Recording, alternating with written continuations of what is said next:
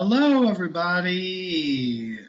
Thank you for joining us so much. Guten Tag, buenos dias, bonjour, dober bien. My name is Jordan Huggins. I am the marketing manager here at Alvanon, and I will be your moderator for the final talk in our New Realities series, where we will be discussing rebalancing the global supply chain.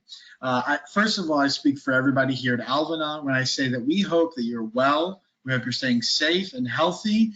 We hope you're staying inside, social distancing, all of the above. A couple quick housekeeping notes from me, and then I will hand it off before we get started today. Today's talk is going to run about 40 minutes, and we were going to leave plenty of time at the end for questions and answers. If you would like to submit a question for the speakers today, I will be fielding all the questions. If you would like to submit a question for Janice, Ton, and Jill, you can do that via the questions drop-down panel in your GoToWebinar portal. There's a couple drop-down menu items, sharing, webcam, audio, etc. One of them says questions. You could just click that open and submit a question there.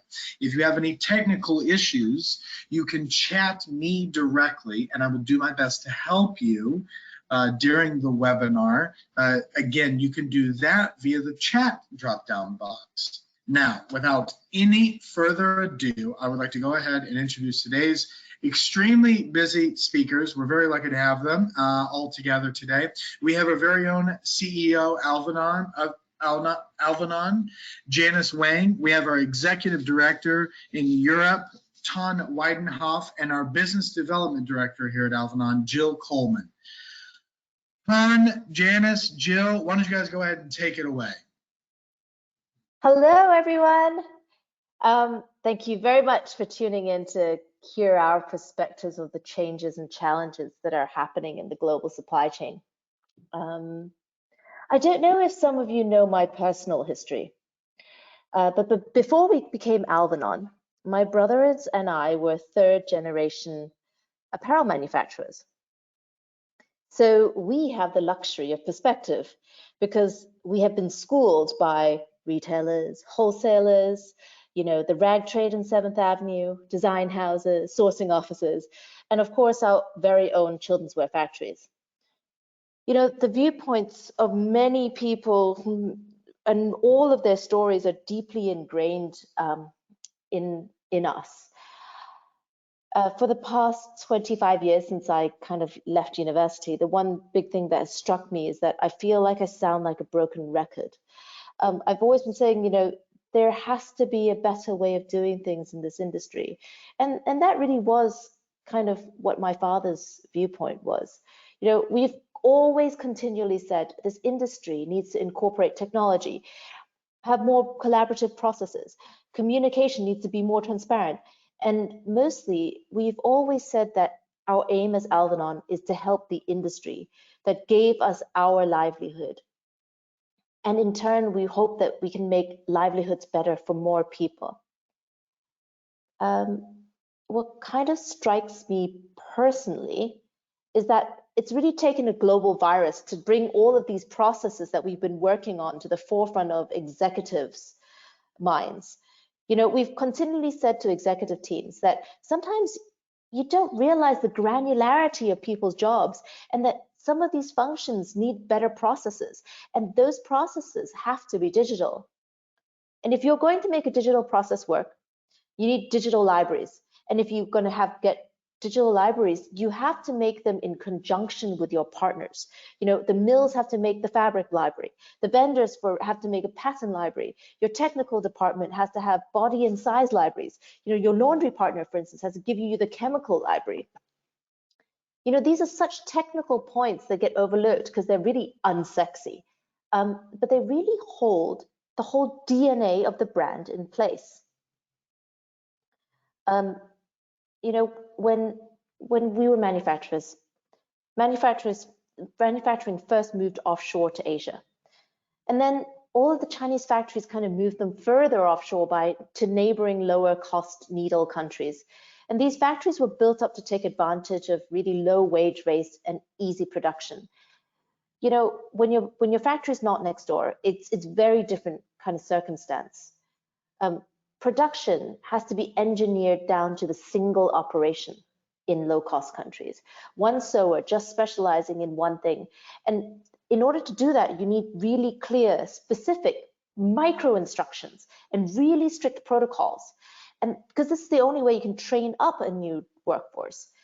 And for the most part, I will tell you that Asian countries have been really grateful because the sewing industry really brought an entire generation out of subsistence poverty. But because this is such a wide-scale movement of production out of the Western countries, in Asia, we had 30 years to build up skills in areas which Western countries didn't want to do. The sheer amount of practical application means that, now we have a small subset of trained technicians who have really, honed the basics, built up solutions, and now are at a point where their experience can allow them to create, some new solutions for our industry. Asia is open back up for business. And I'll tell you that China is open, Hong Kong is open, but there's no market that is quite like the US market. When the demand changes, and US demand for long line cheap goods is not in the millions anymore. The Asian factories will have to retool to work with smaller markets and for different needs. And I think you'll most likely see is that they will have to retool to work for the middle class market that's driven by China, right? Which is, lots of added complexities. But the scaling down of the factories have huge consequences. I mean, just look at some of the numbers coming out of Bangladesh today, where they're saying 2 million people will be out of a job. The whole of Asia was on a journey to create higher value products for our own markets because now we have market demand. And so we try not to be so reliant on the West. But let's face it, there's going to be, a 10-year transition time, just like there's going to be a transition time for the West to rebuild up its skills. And in the meantime, we really need to be good to each other, To that end, I know that Jill has some really important views about what she sees happening in the Americas. Jill kind of holds dual roles of business development for Alvanon and for our education initiative, motif.org. Jill came to us from Avery Dennison, where she worked concurrently with both retailers and brands and global factory base. And so she has this perspective of being a little bit of outside of the industry so that she can actually see the forest for the trees. Jill? Hey, thanks, Janice. Hi, everyone. Hi, my friends out there and my new ones, hopefully after this call. I have been in this industry for 35 years, starting out in operations at a retailer that no longer exists. But it gave me the skills to kind of understand the supply chain. Then I went to work for a brand. And then worked in multiple roles at Avery that really led me the opportunity to touch every aspect of the supply chain down to the global factories and vendors. And they're the ones that really made things happen. I've been in these industry meetings since 2002, discussing how do we do things better, faster, and more efficiently. So this discussion of supply chain isn't a new discussion. As I was preparing for this presentation and this talk, I dug out this handwritten that I still have with the other people that were part of this discussion. We had a brainstorming session back in 2003, and it was really developed because it was a call to action for the Americas. We were trying to compete with Asia as production was moving offshore. And it was a moment in time where we had to figure out how to compete against the low-cost needle. What was going to be the America's value? We needed to fully understand what the barriers were. And it was an 8-hour day, very long day, very, back and forth and, between suppliers and the supply chain, heated discussions. But came out of that was the need for collaboration, the need for data, and the need for speed. And then that is going to be our competitive advantage. But it was like, we talked about it, but then we all made that conclusion that it has to be a lot of mind changing and hard discussions, right? So, fast forward 17 years later, we have the COVID-19 pandemic, which has created another call to action to US manufacturers to supply this personal protection wear to our front lines. Because I've been very blessed and honored to be part of different industry associations and hearing different perspectives within the supply chain. I have personally witnessed over the last several months that the I's disappeared and the we's came together. They heard the call to action and they broke down supply chains, and they broke down their individual silos that impact the supply chain and became competitor. Those barriers as being competitors, brands, and suppliers, they've been removed. So I just want to share with you, and I know a lot of you maybe know these resources are available today, but just a few examples. AAPN activated a sourcing center. It created one place to share the needs of the frontline workers of the hospitals that needed product, came together across industries, across functional areas, to be able to deliver a fully loaded product as soon as possible. Seams, another great organization, has housed a one place for all the personal protection patterns and spec sheets that meet the FDA guidelines and standards, and they have so much more. And then what I really find fascinating and very exciting is that the global industries, they've created a consortium to work with the federal government. And it wasn't just for selfish reasons, it was about to protect the jobs that are here for this industry around apparel and textile. Janice, you mentioned about 2 million workers could be out of a job. The question is that we employ millions of people around the world, and we must protect our own human assets.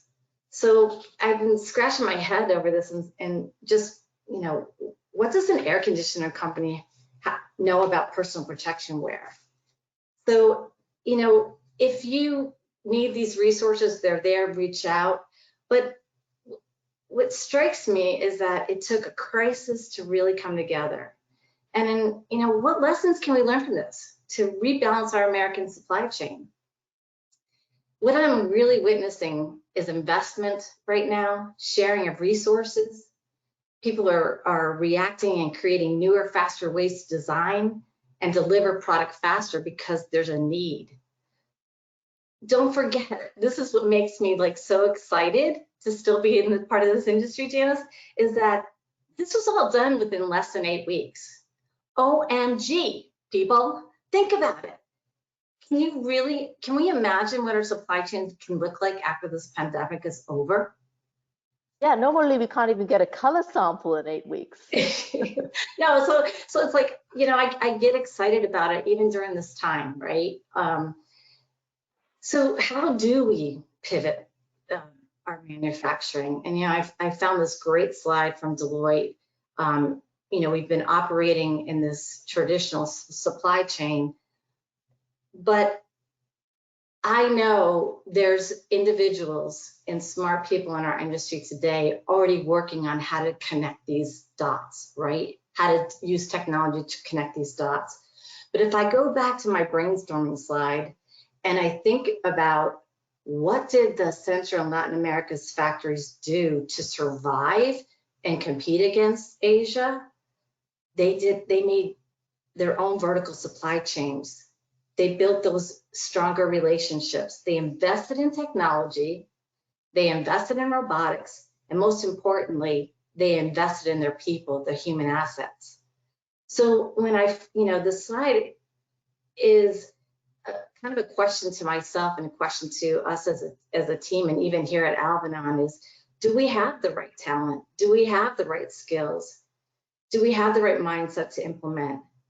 Are investments being made? And I'm going to, answer that question. I think yes.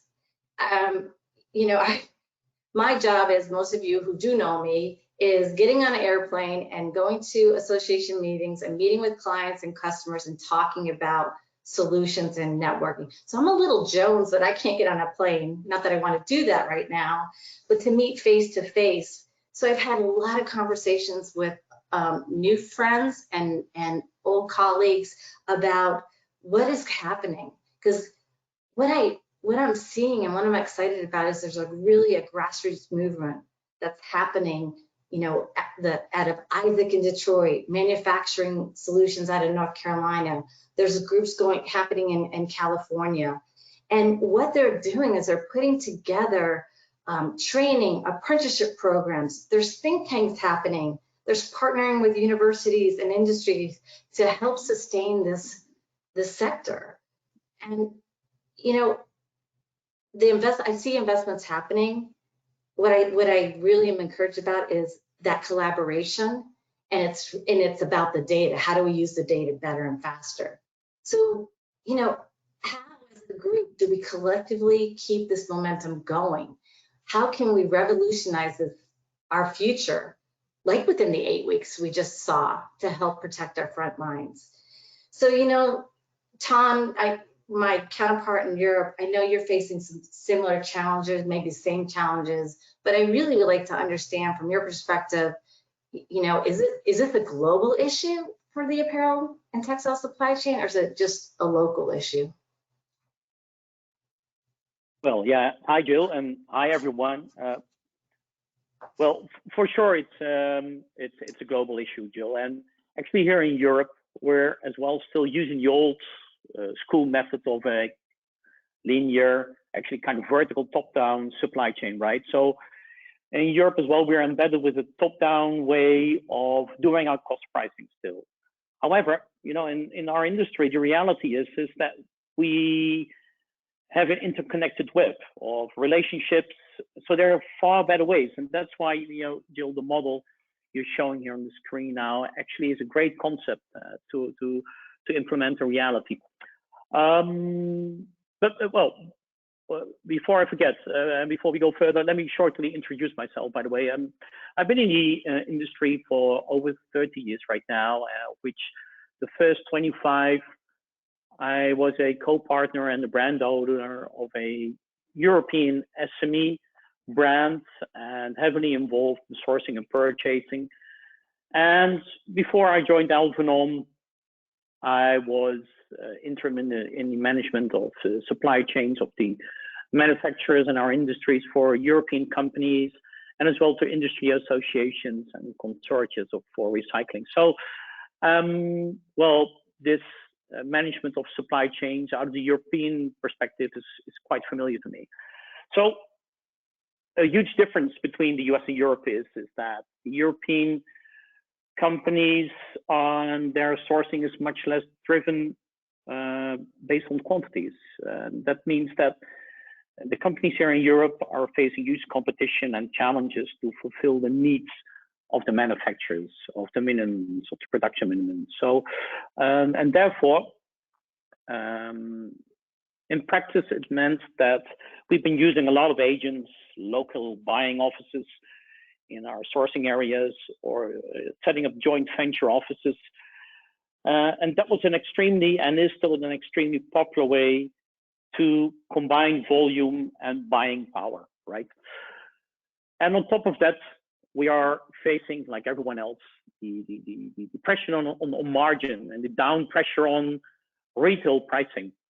And Europe has therefore focused as well, and there's a strong push to look for countries which have a kind of motivation scheme, for example, to reduce import duties, for example.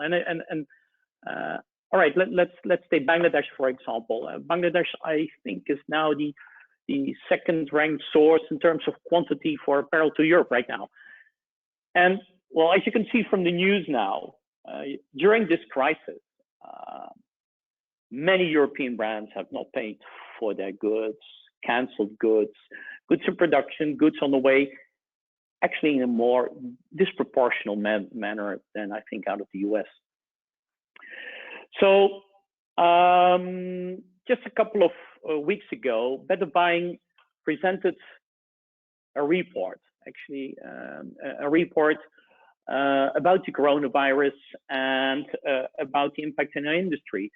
And this report reflects a survey among, I think, around 300 industry manufacturers in all our relevant sourcing countries, right? And well, as you can see here, we've highlighted in red canceled orders. More than 70% of the manufacturers in this survey are facing cancellation by clients. Can you believe this? I mean, this is in the month of March, and the value, can you believe the value, what's behind this? So this kind of, well, poor or bad practices, maybe even you can say that this behavior, of course, has come from the present pandemic, but, well, come on, let's be honest. If I'm looking at a couple of other points in here, there is poor practice actually, which has been there, well, even after the financial crisis in 2008, right? So let me take an example: changes in forecast volumes over 58%, delays in receiving tag packs, more than 25%. I mean, and these are points. And that's really personally irritating me, actually. This is points, these are issues which belongs to our behavior. This is something we can influence ourselves, relatively easy. So the question is, how do we use the tools we have? And if we have the tools, do we use and do we have the PLMs? Do we use blocks, standards? How do we collect our data which we need, you know, to plan and to store and to manage it, to be more agile and volatile? And well, Jill, you were mentioning as well about the Americas, nearshoring for the US and the and overseas shoring, let's say manufacturing by the US. And we have similar here in Europe, of course. So for the we have the overseas shoring and sourcing, and the nearshoring, which has landed actually in countries like Turkey, Portugal, Tunisia, Eastern Europe, and Spain. And you would expect, actually, with this nearshoring, really strong, let's say, you know, integrated collaborations with really fast turn factories because of the need for the speed to market, right? But well, you can see here as well, we didn't do this very well, actually, and it's out in the news, and even this Just Style report just shows that even for this nearshoring area, the behavior is actually the same as what we're doing overseas, right? So just this is a article which says that the Turkish industry is collapsing as well. Of course, the side note is that we are used to buying in these areas as well based on FOB, so complete products. So there is not a lot of involvement in the other parts of the supply chain, right? So we don't tend to involve in tier 1 and 2 and 3 suppliers. And so this means as well that the transparency and the ability to manage this flow of products in the supply chain is as well far from ideal. So what does this say? What does it mean right now? What does this crisis show us? It shows the need for partnerships, like you said, Jill, integrated supply chains, and it comes to the European industry. I mean, well, allow me a side note, okay? Because, like I mentioned earlier, we do face difficulties to match with manufacturers due to the quantity we're placing as orders. However, if we do our homework correctly, there are partners and there are matching partners out there. And don't forget, I think 70% or over 70% of the manufacturers, garment manufacturers worldwide, belong in terms of international SME, to international SMEs in terms of size. So there's really a change needed, a change not to speak about vendors anymore in our supply chain, but about partners. And in this way, if we talk about partners and treat them as partners as well, we are able to manage the pressure because we will have less production. We're going to do less, and we need to be more agile. And by the way, I mean, don't forget this, without paying less as well. But with partnerships, it's much easier to achieve, right? Well, and it's not all negative. I mean, there are some good examples right now. And like you said, Jill, you have your examples in the US. Here in Europe, every year a company has some great workwear manufacturers and brands. And they've shown in the past weeks, 4, 5, 6 weeks, to be able to make a quick turn and with their integrated supply chain, which they are in their nearshoring areas, to produce PPEs, right? So, I mean, there are great examples, but the question is now, what are the best strategic tools, I mean, to have? How can we do this and how can we make this turn? Well, and for sure, this is innovation, right? Investment in innovation in technology. And this will make our workflow much more efficient, transparent, analytical, and cooperative. And this will automatically result in sustainability. You know, that's actually the conclusion. That's the takeaway. And if I say sustainability, I don't mean only the first step, which we're all making, like social responsibility, but really much more, much deeper in each and every part of the supply chain. You know, I think what people think right now, and it's still very common thought, is that if we add technology, it will increase our costs. And actually, it's not. You know, it doesn't. We have a huge pressure on our gross margin. However, if you would question yourself, and looking at costs, I mean, do we need percentages like, for example, agent commissions, inspections, and all audits, if we would have a more collaborative and transparent supply chain? Because it's basically, you have to look at the ROIs of, and then you can see that you can take things out of your cost price and really invest in innovation and invest in trainings, for example, and knowledge and so on. So we're missing these tools right now, and we've forgotten to keep them around and train our people. So really, in other words, we have to change our mindset. And this slide, well, Jill, you showed it already earlier out of the Deloitte report. This is showing the integrated nonlinear supply chain, right? So it's it shows multiple interaction between people, between components of the industry. And well, come on, isn't it actually a shame that, well, I think I've seen this for the past 15 years, these great reports from companies like Forbes and the Deloittes and the Accentures of this world to tell us that we really need to reinvent our industry right from the base, just to make sure that we have a longevity of our industry. Well, Tom, you know, I'm listening to you talk, and it's like I go back to that slide in 2003. You know, I know, again, people on this call are working on trying to change that mindset, but it's like we don't have 17 years to do this anymore. It's like the time is now, and let's just build on it. And you know, Janice, we've had these conversations of like, oh my God, really? We don't have 17 years. I guess I will be retired.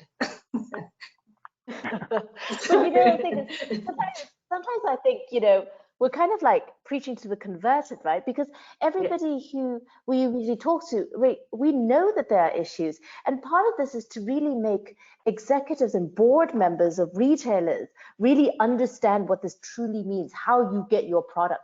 We dissected, we kind of made it into such silos as you're the brand and we're the vendor, right? But actually, it really isn't that. It's this web of interconnected components and data and kind of the lines in between, right? We're like we are the lines in between in this web are the people. It's the people communicating with each other, taking information from really trusted sources and making good decisions, and ones that actually benefit the entire web, not at the expense of each other, because together we will fail if we don't actually look out for everybody's interests. It's some of the things that we've always been talking about is like globally, we kind of need to invest in skills of value, right? And let's just think about, what do I mean by skills of value? I mean like non-linear skills, like holistic skill sets. For instance, let's not invest in the single operator sewing, right? But we actually have to do full garment sample sewing, things that are difficult. Or if you're cutting a pattern, it's not just about making the marker, it's about making the digital kind of 3D drape. When do you get like a classic 2D pattern maker to move into 3D, right? Skills that require like these high levels of education, but at the same time it also requires some hands-on practical application, right? We always talk about these skills of communication. It's really, look, when we're communicating together with supplier and brands and our partners, we're probably using English as a second language for both parties, and so it's not really enhancing the skill just of language, but it's of collaborative empathy, right? I was walking around this morning kind of in the hills in Hong Kong, because yes, we're out of lockdown. But I was listening to this interview kind of with the ex-mayor of Chicago, Rahm Emanuel. And Rahm Emanuel actually was also the most trusted advisor of Clinton and Obama. And he's probably one of the guys who actually also worked on Obamacare. And, the thing that he's most known for is this one thing: never allow a good crisis to go to waste.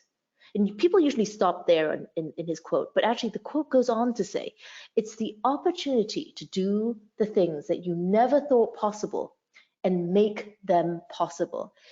I mean, we've seen these things happen now in these 6 to 8 weeks that, Jill and Ton, we've seen kind of full factories move so quickly. When did we ever see factories be able to turn this quickly, right?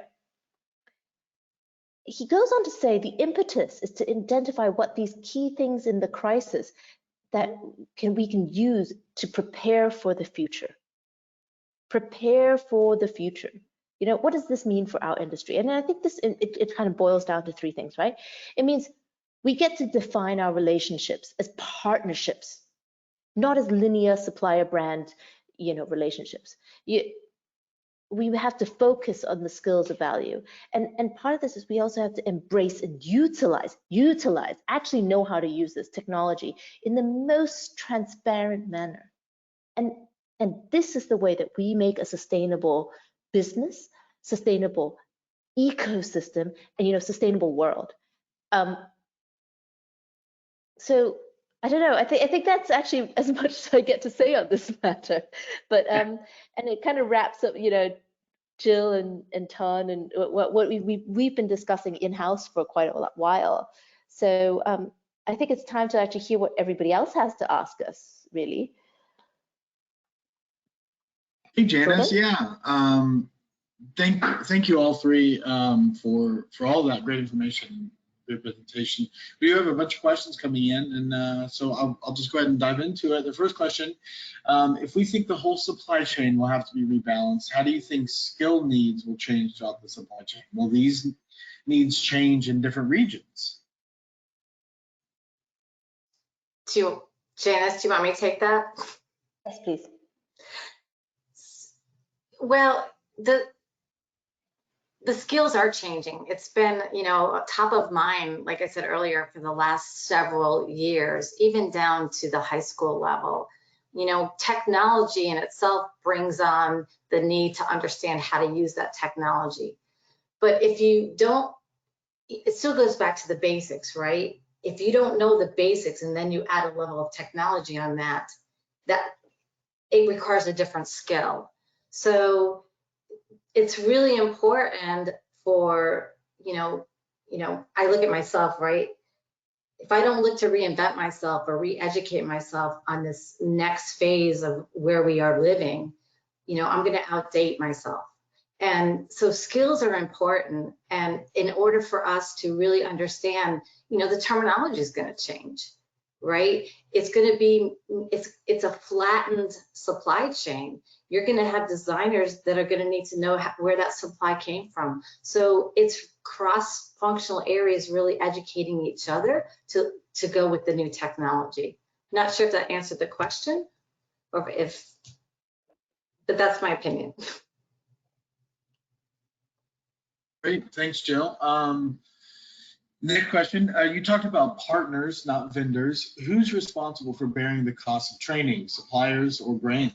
Who should we look at, or should we look at co-funding to strengthen ties with strategic suppliers?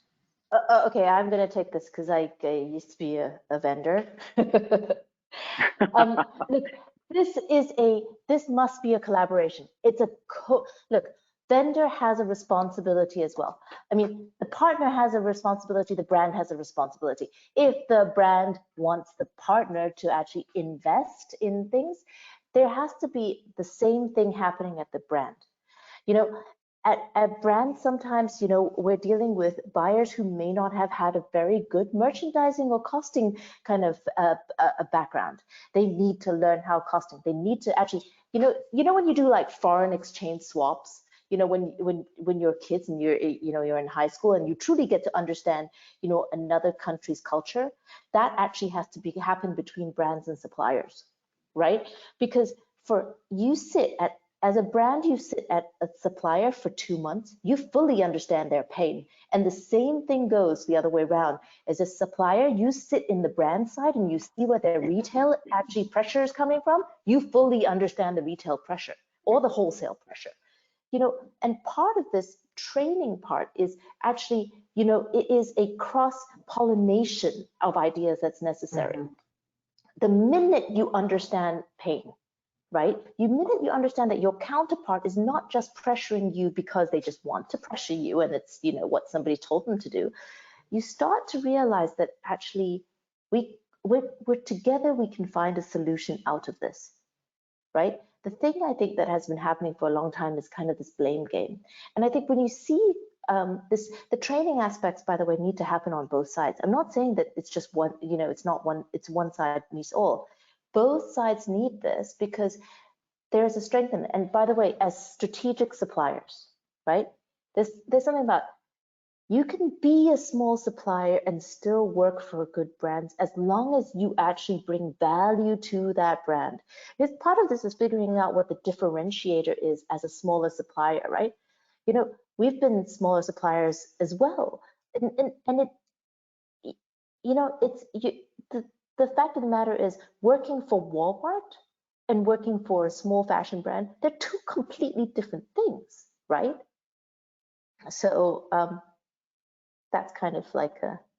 Well, I agree with you, Janice. I agree with you because in my career, my history, where I saw people shine was they learned all the multitasks at the vendor, the factory, and they brought back value back up to a brand or retailer because those skills were not cross-pollinated. So those strong relationships are probably still standing today. Might look differently, but it's that investment, that collaboration together to fully understand each other's point of view and work through the pain to a better solution.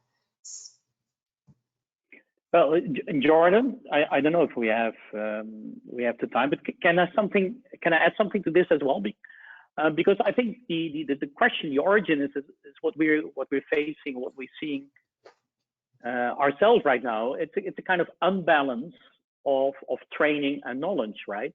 A lot of knowledge has left to sourcing countries and to vendors, or actually, oh, come on, we should stop talking about vendors, about production partners. And this unbalance has to be back in balance. And that's why there is this strong need for collaboration. And we do see call outs now from vendors to increase the knowledge from their clients.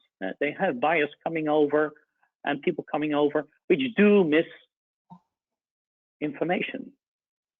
You know, to that actually, I'm looking at some of these questions, and I think Melinda has had a question about how we get students to start thinking, you know, training for the future, you know, an educator. I think this actually starts with allowing students to really see what factories are, right? And so part of kind of, you know, part of when we started the journey on Motif was to bring kind of the factory to the forefront, because for so long we'd actually shielded a lot of, you know, people from seeing what really goes on in a factory, what goes on in a bad factory, by the way, and what goes on in a good factory, and what goes on in a factory that is in the transition from being a bad factory to becoming a good factory. You know, when we shield people from the reality of these things, they don't get to really see, you know, the really physical hard work that goes into making something. And I think that's got to change. And so from an educator's standpoint, one of the things that I would say, you know, we need more industry education collaboration, right? This kind of needs to start at, you know, your last year of high school if they're going to come into vocation.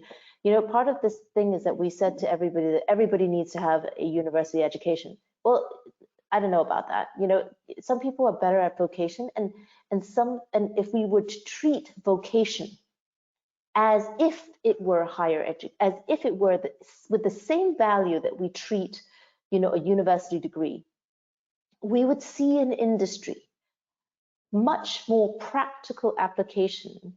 And also, you know, funnily enough, you probably see some out of the box thinking out of that. Mm-hmm. Yeah. Yeah, I fully agree with you. Really great input from all three of you. I appreciate it. This next question comes from Weishin. What do you think would be the first step for companies to work in more collaborative approach? You know, the integrated approach sounded interesting, but how would it ideally work?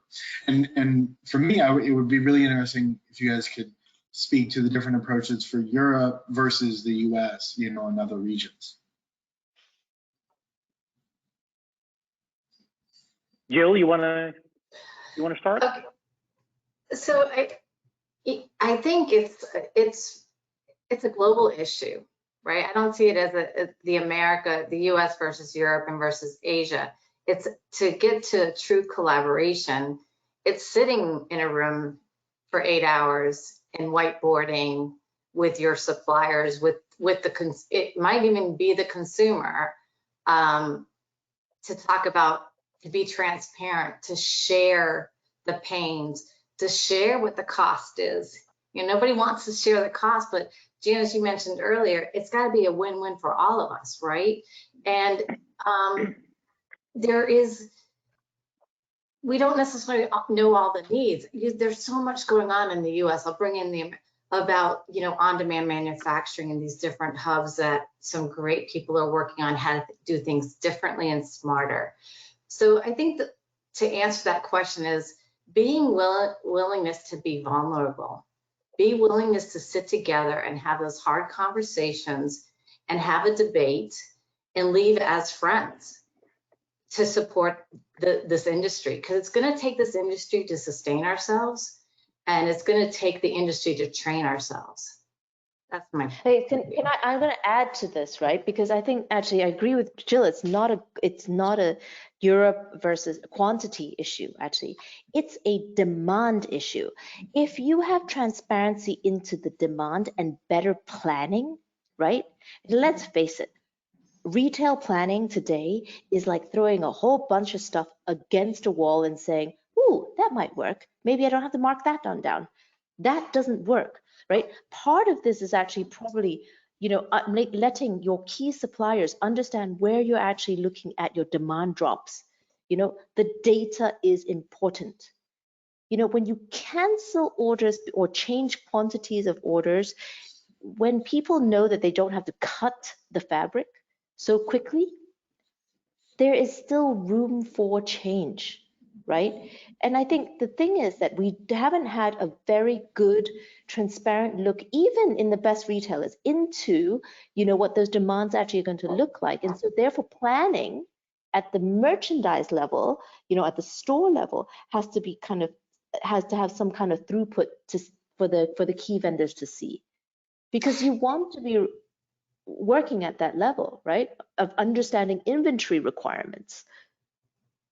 So Janice, if I can just add, and I don't want to step on Tom here, but we've just proven we can do this, you guys, through the sourcing centers, what SEAM's doing, what the industry is doing to help protect our frontline workers. Transparency, capabilities, lack thereof capabilities, retooling that was needed. People came together, so it's possible. Yeah, it definitely is. So I fully agree with you, Jill and Janice. It's a global mindset, wanting to share. What do you do with all this information, everything you've planned for, wanting to share, because that's the only way out. This is the mindset. Yeah, you see, I think you're right. It's a mindset shift in terms of being, not our information and your information, but hey, listen, this is what I'm thinking about. How do you think you can support me in this, right? Yeah. I'm thinking that, black yoga pants are going to be great for the next, well, actually they're perennial goods, so they're evergreen. So let's not talk about that. But, even if it was an evergreen item and I'm going to run out of stock on this 2-week drop, I'm probably going to need certain amounts of drops in. But this has to do with a lot of legacy systems being changed, right? And so it's a matter of having the willpower. And for all of you who are executives in this call, we would just please ask that, you've got to have the will to actually allow your teams to make that information transparent, right? The team is just going to do what the head tells. We have to still do the jobs of actually the pushing of paper forwards and backwards, pushing of information backwards and forwards. But if we don't have kind of the command to do so and to be allowed to be transparent, it's impossible. So for all of you who are pushing your executives, you can also just tell them to listen to this podcast. Yes, and if you'd like to, as marketing manager, I would encourage you to visit our website, alvanon.com/news. I think we have time for maybe one more question. We have so many questions. I really appreciate, I know the speakers appreciate all of you being so engaged and submitting questions. Unfortunately, we're not going to be able to get to all of them. This next question comes from Winston. Hi, hello, Winston. Will this crisis increase the relevance of micro factories at close to market or onshore locations? If yes, what will the challenges be, or what will be challenges faced by such units on the immediate term? The answer is yes. If you can find the right kind of sample sewers, right? Yeah. Because in order to have micro factories, right, you're going to really need people who are really good at their job. Yeah. And these are not, I mean, if you're going to build a micro factory, you're going to have a whole bunch of systems in place. And the other thing that you have is you can only make on demand. Now, everything is moving towards that. And I mean, I can tell you that Hong Kong, because I also sit on the board of like the research institute of, I know that there's a lot of things that we're working on in terms of figuring out what a microfactory actually would look like. People talk about factories of the future a lot, and the factories of the future that they want to build is like, ooh, somebody sends in like this design and we make a unit of one. By the way, that's not going to happen. What is going to happen is to take a templated thing and make small customizations to it. That can happen in a microfactory. So part of this question is, How do you make that microfactory relevant to the need that is near to you, right? And the other thing is should these microfactories be of very high value? And I would say yes.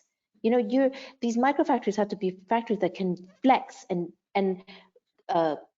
you know, increase in volume and decrease in volume as needed. And I think your PPE situation that we've seen around the world, that is kind of the flexing of the supply chain that actually needs to happen. So we've seen this. We can do this. I mean, with the PPE situation, we're actually missing tier 2 raw materials. This is a little bit different. But you know, after all of this is over, after this first pandemic is over, and trust me, we're going to have a second or third pandemic. That is for sure. The question is, what do we do in the interim time that actually can push all of these, you know, thoughts that we've had into, you know, in that all of these things that we've learned doing something like PPE and moving really quickly into kind of our micro apparel factories, right? Maybe it's making really great cycling wear for cycle teams. Perfect for micro factories. So Janice, can I add to that too? Because I think that movement is happening, right? The issue goes back to the skilled technician or the skilled designer, right? So it's about, you know, sewing has moved to Asia and different parts of the world. But that has to come back, and there's initiatives going on right now, and I can speak only to the US, of training up, you know, the robotics, who's going to manage and look at that equipment to help these skilled micro factories be the factories of the future. You know, I think about why Carrier got the contract is they have big investments for robotics and know the technology. They're just going to apply it to our industry. So that to me is our short term. Like, how do we get skilled labor, get people wanting to come back into our industry and really make it powerful? And to your point, Janice, it's going to be targeted and focused.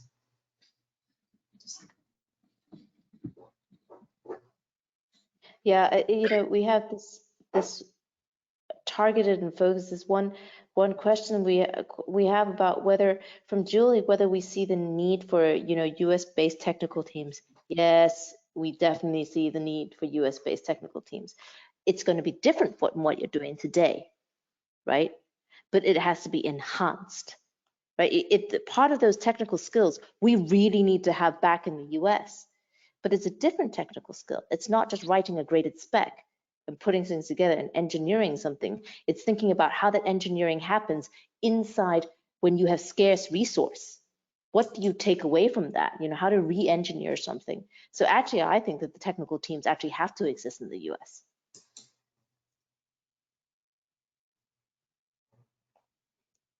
Great, Janice, Ton, Jill, I think that is about all the time for questions that we have. Any final notes from the three of you before we go ahead and sign off? Jill? So, you know, I think it goes back to collaboration and pushing us as individuals to continue to reinvent ourselves and learn new skills. And because I wear dual hats, I'd be remiss to say, please check out Motif. We've got some great costing courses. We've got some other technical type courses that are on the platform and more to come. But, you know, let's not be afraid to be vulnerable and learn something new. Tom? Yeah, well, Jill, actually, totally right. You know, don't be afraid to learn and keep on learning. You know, open up. It's all about transparency in this respect. So, Janice? You know, I'm going to add to that and say, you know, all of you who are in this call and all of our friends in industry, you also have something to share. You know, your expertise and all of your learnings over the years need to be shared with all of our industry. So, you know, I would say there's a call to action to give back to this industry as well. And, You know, come and share your experiences and share your expertise with everybody in the networks. Great. Thank you, the three of you, so much for taking time. I know everybody's busy right now. And thank you all for joining us. We're going to send out a copy of the webinar and a PDF of the presentation deck for your viewing. If you tuned in halfway or for whatever reason, we'll make sure to get that to you in case you didn't see all of it. Jill mentioned it. If you're looking for help or a place to start with 3D or you know, we're speaking about supply chain now, I would encourage you to head over to motif.org, and you can see from the current slide that we're offering promo code to sign up for courses. They're offering quite a few courses for free.